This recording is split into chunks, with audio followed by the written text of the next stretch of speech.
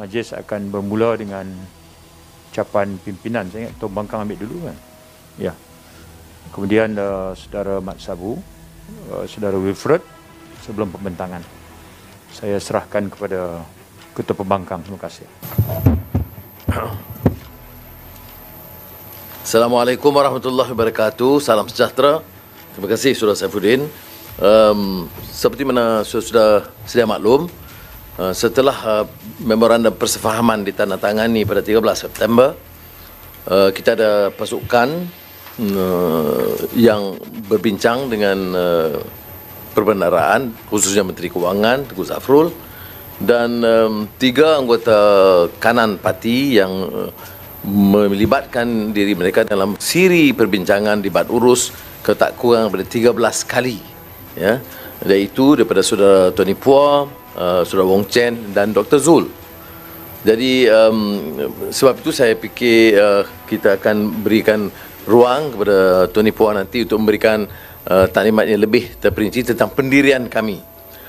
Tetapi ada kelainan dengan belanjawan alternatif yang kita sebut dulu, sebab kita terlibat dalam libat urus dan kita telah mengemukakan cadangan-cadangan dan sebahagian besarnya juga diterima, walaupun kita belum tahu tentang kaedah terperinci. Kita kena tunggu ucapan belanjawan nanti.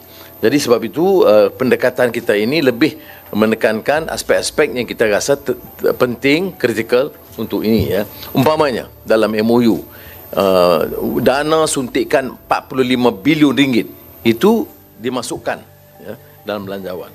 Moratorium Bank, walaupun tidak sepenuhnya seperti mana yang dirungkai awal, tetapi sebahagian besar, terutama yang disebut targeted bagi yang terkesan, itu dimasukkan, ya. Dan perbincangan itu selain daripada 3 wakil kita yang menekankan hal yang sedemikian, juga CEO Bank, Menteri Kewangan telah mengusulkan mereka berbincang dengan kami, dengan pasukan Saudara Guan Eng dan pasukannya, dengan saya dan pasukan, untuk menjelaskan hal-hal yang dirasa penting. Kemudian dibangkitkan apa yang kelompongan yang jelas dalam tindakan penanganan ekonomi akibat COVID, iaitu peruntukan mengangkat semula kegiatan SME atau IKS. Dan ini banyak juga ditekankan oleh Saudara Guan Eng dan dipersetujui 30 bilion ringgit untuk hal yang sedemikian. Ini baru, ya. Dan rakan-rakan kita mampu menjelaskan, ya. Tetapi pada hemat saya, selain daripada apa yang akan dicerakinkan oleh tokoh-tokoh nanti, ialah tentang beberapa kelemahan dasar dalam sistem keuangan negara kita, ya. Kita mahu supaya pendekatan itu agak lebih berani, lebih ke depan dan lebih progresif, termasuk dalam soal pencukaian, soal yang disebut tentang cakna jantina, ya, gender responsive. Tentunya kita tidak maksudkan supaya Menteri Kewangan pada hari Jumaat ini menjawab ini semua, tetapi mengambil kira dalam persiapan dan pelaksanaan belanjawan. Kemudian kelemahan kita selama berdekad-dekad menangani permasalahan kemiskinan dan kesenjangan, ya, bahawa sistem pengukuran dan penilaian tahap kemiskinan itu ada kelemahannya. Maka diusulkan umpamanya multidimensional poverty index, iaitu indeks pelbagai dimensi untuk mengukur kemiskinan. Ini telah dimaklumkan juga kepada Menteri Ekonomi, dan beliau juga turun kepada Matampau dalam isu ini, ya. Tetapi kita mahu hal ini kemudian dia ambil kira supaya lebih berkesan cara kita tangani masalah kemiskinan, bukan menyebabkan ada sindrom kebergantungan, dependency syndrome, sehingga tidak melepaskan mereka daripada kemiskinan. Kemudian tentunya yang agak contemporary, yang semasa, ialah ESG, environmental, social and Governance. Ini bagi saya satu kelompongan yang besar yang kita harus tangani, dan saya minta nanti ahli parlimen kita dari Pakatan Harapan atau dari pembangkang menekankan soal dampak kepada persekitaran dan kerusakan akibat daripada tindakan-tindakan kegelojohan dan kerakusan manusia, pembalakan yang tidak sepenuhnya urusan belanjawan tetapi kesannya kepada Kementerian Ekonomi Negara, iaitu persekitaran, kesan sosial dan tata kelola. Ada hal-hal yang dibangkitkan yang sebenarnya tidak termasuk dalam belanjawan khusus, ya. Kita yang ada pengalaman sedikit dalam Kementerian Kewangan, termasuk saudara Tony Phua, tahu bahawa apa yang tidak disebut dalam belanjawan ini ialah off budget, perbelanjaan yang besar off budget yang harus juga kita ambil kira, kerana tanggungjawab perbendaraan itu juga memantau perbelanjaan ini, ya. Umpamanya hal-hal seperti ECRL, kemudian HSR yang harus kita teruskan, tapi yang juga harus dipantau, yang memberi kesan kepada perbelanjaan negara keseluruhannya walaupun tidak belanjawan secara khusus. Kemudian 5G yang mencecah 11 bilion ringgit, tapi kita tidak akan dengar daripada Menteri Kewangan, walaupun kita akan tanggung akhirnya.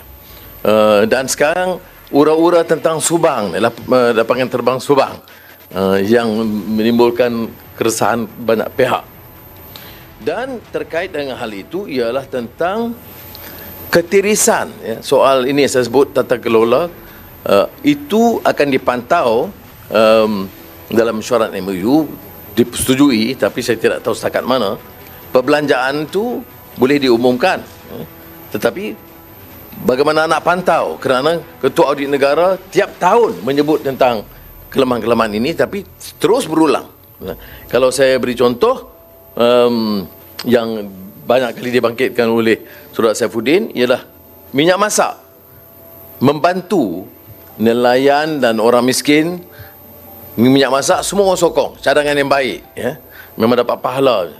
Tapi balanya ialah kerana ada ketirisan yang mencecah 200 juta ringgit. Jadi atas nama membantu rakyat, rompakan berlaku. Kemudian satu contoh lain yang dibangkitkan oleh beberapa rakan baru-baru ini tentang penswastaan kontrak keselamatan sekolah. Itu bila dibuat kajian berdasarkan kontrak yang kita perolehi, itu menyebabkan beban kerajaan yang tidak sepatutnya mencecah 200 juta ringgit. Maknanya kalau diperswastakan cara lebih teratur, dia akan menyelamatkan dana 200 juta ringgit. Dan sebentar lagi saya akan ke Petronas, bukan ke Petronas, ke Kamar Khas, pasal soal urusan Petronas. Contoh macam vendor, sistem vendor Petronas, ya, yang Kementerian Kewangan harus ada suara. Dia atas alasan membantu Bumiputra, ya, yang kita semua sokong, tetapi sistem vendor itu diberi kepada beberapa syarikat dan keuntungan itu di antara 20 sehingga 50%. Ya, jadi hal-hal ini yang dikaitkan dengan soal ketelusan dan tata kelola. Dan bagi kita dalam PH, ini adalah hal yang asasi atau fundamental, selain daripada mencerakinkan cadangan-cadangan belanjawan yang dibuat oleh rakan-rakan kita. Jadi sekarang saya minta Saudara Guan Eng kebetulan di mahkamah, ya. Jadi saya akan sampaikan salam je lah, ya.